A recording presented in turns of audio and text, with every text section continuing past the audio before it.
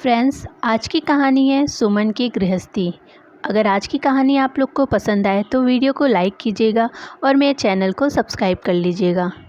यह कहानी बहुत पुराने समय की नहीं है, यह आज के ज़माने की है। एक तरफ जहां देश तरक्की की सीढ़ियां चढ़ रहा था, वहीं दूसरी तरफ उत्तर प्रदेश के बहुत छोटे से गांव में सुमन अपने माँ बाप और 7 भाई बहन के साथ रहती थी। गांव ज़्यादा बड़ा तो नहीं था, लेकिन सोच में उससे भी छोटा था। वहाँ लड़कियों को पढ़ाने लिखाने, आत्मसम्मान से जीने के तरीके नहीं सिखाए जाते थे। उनको तो बचपन से बस घर में रहकर सबकी सेवा और जी हजूरी सिखाई जाती थी। सुमन ने बचपन से अपनी माँ को इसी तरीके से जीते हुए देखा था। उसके पिताजी हमेशा या तो अपने काम में रहते या फिर घर के बड़ों के बीच बैठ जाया करते थे। अपने पिताजी को अपनी माँ से काम के लिए ही बात करते सुना था, खाना दे दो या कुछ और काम के लिए। उसने बचपन से देखा था कि माँ अलग कमरे में सब बच्चों के साथ सोती थी और पिताजी घर के बाकी मर्दों के साथ आंगन में चारपाई पे सोते थे। छोटी उम्र में उसको कभी इस बात का एहसास ही नहीं हुआ था कि माँ को कैसा लगता होगा। माँ के साथ बाकी सब औरतों को भी ऐसे ही देखा था। सरकारी कानून की मजबूरी के कारण सुमन के पिता उसे गांव के विद्यालय में भेज तो दिए थे, लेकिन उसको उसकी कोई खुशी ना थी। वह अपनी पत्नी पर ही जोर देते कि वह सुमन को पढ़ाई से दूर रखे और घर के कामकाज में ही हाथ बंटवाएं। वह अक्सर बहाने से उसकी छुट्टियां करा दिया करते थे। सुमन को पढ़ना लिखना बहुत अच्छा लगता था। पिता से बचकर जितना हो सकता था वो पढ़ लेती थी और स्कूल का सारा काम पूरा कर लेती थी। माँ को उसने प्यार से मना लिया था। उसने माँ को वचन दिया था कि वह उनकी हर बात मानेगी। विद्यालय में मास्टर जी सुमन से बहुत खुश थे। उन्होंने उसको पढ़ने के लिए और भी किताबें लाकर दे दी थी। सुमन ने किसी तरीके से अपनी 8वीं कक्षा पार कर ली थी। गांव में क्योंकि देर से स्कूल भेजा जाता था, इसीलिए 8वीं कक्षा पार करते करते सुमन अब 17 साल की हो गई थी। एक दिन पिताजी ने दुकान से आकर घर में खबर दी कि गांव के बहुत बड़े रईस से ठेकेदार ने सुमन की खूबसूरती देखकर उसको अपने बेटे से शादी के लिए पसंद कर लिया है। अगले महीने इसकी शादी है, समझी सुमन की माँ। पिताजी ने कहा। सुमन सुनकर धक से रह गई। पढ़ाई तो छोड़ो, अब उसको अपने अंदर अपनी माँ दिखाई देने लगी। उसी गांव के ठेकेदार, मतलब वही तकियानुसी सोच। यही सब सोचते किसी तरीके से उसने अपने मन को समझा लिया। उसने सोचा कि क्या पता पति बहुत अच्छा हो और मैं उनके प्यार के सहारे ज़िंदगी बसर कर लूँगी। सब रस्मों रिवाजों को अच्छी तरह से निभाते हुए शादी करके सुमन ससुराल पहुंची। वहां 2-4 दिन तो रीतियों को पूरा करने में निकल गए। उसके बाद पति का साथ पाने का उसका पहला दिन आया। पहली बार उसे बहुत अलग सा प्यार और रोमांस महसूस हुआ था। उसको यही लगा कि चलो, पढ़ाई जितनी कर पाई कोई बात नहीं, पति के प्यार के साथ आगे की पढ़ाई और अपनी गृहस्थी शुरू करूंगी। सुमन को यही लगा कि उसके पति मायके और ससुराल के बाकी मर्दों से अलग हैं। वह उसे बहुत प्यार करते हैं और हमेशा उसी का साथ देंगे। लेकिन सुमन की गलतफहमी को टूटते हुए बहुत वक्त नहीं लगा। अगले दिन जब रात में सोने जाने लगे तो सुमन का पति घनश्याम आंगन में जाने लगा। सुमन को लगा शायद उसको वहाँ पे कुछ काम है, लेकिन उसका पति वहाँ पड़ी चारपाई पे बाकी मर्दों के साथ सो गया। इससे पहले कि सुमन कुछ समझ पाती कि उसकी सास ने कहा, यहाँ क्यों खड़ी हो, अपने कमरे में जाओ। श्यामू सबके साथ वहीं सोएगा। इस घर की यही रीत है, जब ज़रूरत होगी तो वह तुम्हारे पास आ जाएगा।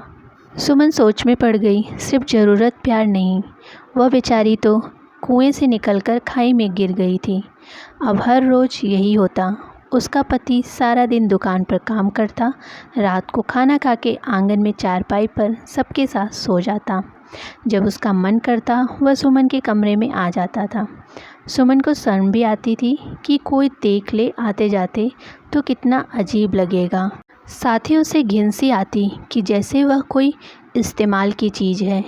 इसके अलावा वह यही सोचती कि दाम्पत्य जीवन का आधार क्या सिर्फ आदमी का सुख है या बच्चे पैदा करना।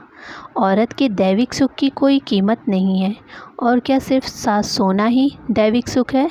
हर वक्त छोटी मोटी नोक झोंक, रूठना मनाना, साथ में कुछ खास वक्त बिताना और इन सब के बीच प्यार, यह सब उतना ही ज़रूरी है एक सुखी पति पत्नी के रिश्ते के लिए।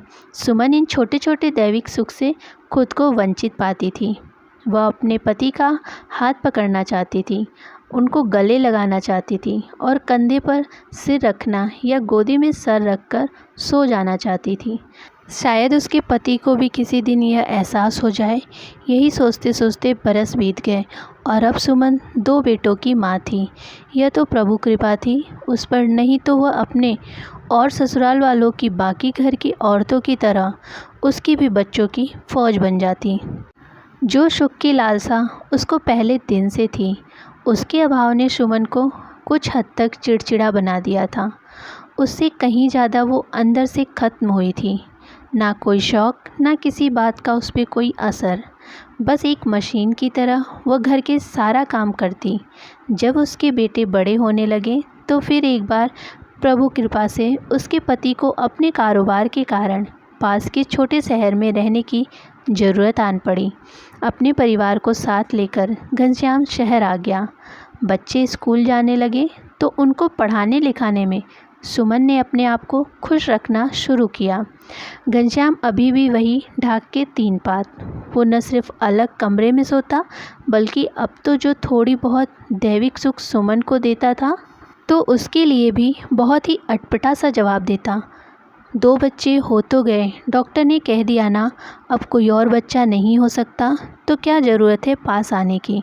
सुमन की समझ में नहीं आया कि उसको कैसा सोच मिली है। फिर भी वह इंसान ही तो है। कभी उसका मन पति को छूने या पास आने का करता तो घनश्याम बहुत ही घटिया जवाब देता, तुम्हें तो बस यही सब छिछोरापन पसंद है। 2 बच्चों की माँ, शर्म नहीं आती? एक नहीं कई बार यह सब बातें सुनते सुनते सुमन का मन अब अंदर से हताश हो चुका था। उसके लिए घनश्याम अब सिर्फ उसके बच्चों का पालनहार था और कुछ नहीं। सुमन की ज़िंदगी बाहर से देखने में अच्छी लगती थी, अच्छा पैसा, अच्छे बच्चे और जिम्मेदार पति, लेकिन वह खुद कितनी अधूरी थी यह कोई समझ नहीं सकता था। बाहर वालों को तो समझा भी नहीं सकते। उसने भी तो अपनी माँ और अपनी भाभीयों को इसी तरीके से ज़िंदगी बिताते देखा था। चाहकर भी कभी अपनी माँ से कुछ कह नहीं पाती थी और गलती से अगर कभी उसने बहुत परेशान होकर अपनी माँ से अपने मन की बात कही तो उसकी माँ यही कहती, दामाद जी तो ठीक ही हैं, तू ही फालतू की बातें सोचती है, सारी औरतें ऐसे ही रहती हैं, मुझसे तो तू बेकार की बातें ना कर। अपनी माँ और पति के व्यवहार से सुमन जितनी अंदर से टूट गई थी, उतनी ही अब अंदर से मजबूत भी हो गई थी। उसने अपने जीवन में अब सिर्फ 3 बातों को अपना उद्देश्य बना लिया था। पहला, वह आगे पढ़ाई करेगी और उसके बाद कुछ काम करके खुद को सफल बनाएगी और व्यस्त रखेगी। दूसरी, अपने बेटों की अच्छी पढ़ाई के साथ साथ अच्छे संस्कार देना, उसमें ख़ास तौर से किसी लड़की की इज्जत और उसकी खुशियों का ध्यान रखना ज़रूर सिखाएगी। तीसरी, अपने बेटों की शादी से पहले वह घर के बहुत पास उन दोनों के लिए अलग घर लेगी। वह चाहती थी कि उसके बेटे और उनकी पत्नियां दाम्पत्य जीवन का एक बहुत ज़रूरी हिस्सा दैविक सुख का पूरा आनंद ले सके। उन लोगों का दाम्पत्य जीवन सुमन की तरह अधूरा ना रहे। तो फ्रेंड्स, कैसी लगी मेरी आज की कहानी मुझे कमेंट बॉक्स में कमेंट करके ज़रूर बताइएगा। और कहानी बहुत ही अच्छी है, आप कहानी को पूरा पढ़िएगा, बहुत ही मज़ा आएगा। तो चलिए मिलते हैं एक नई कहानी के साथ एक नई वीडियो में। तब तक के लिए बाय बाय। आप सभी का बहुत बहुत धन्यवाद।